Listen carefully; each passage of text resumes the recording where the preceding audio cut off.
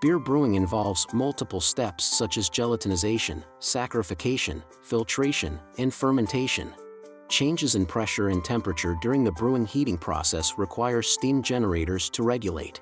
It is a low water content boiler. The structure is a spiral coil of water pipes arranged in a single coil, used to convert water from heat generated in nuclear reactor cores into steam.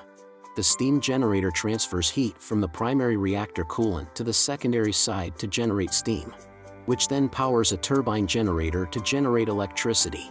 Use steam generators to intelligently adjust temperature and pressure, saving a lot of space, time, and labor. When beer is saccharified and gelatinized, it must be heated by a steam generator and sent to the fermentation tank.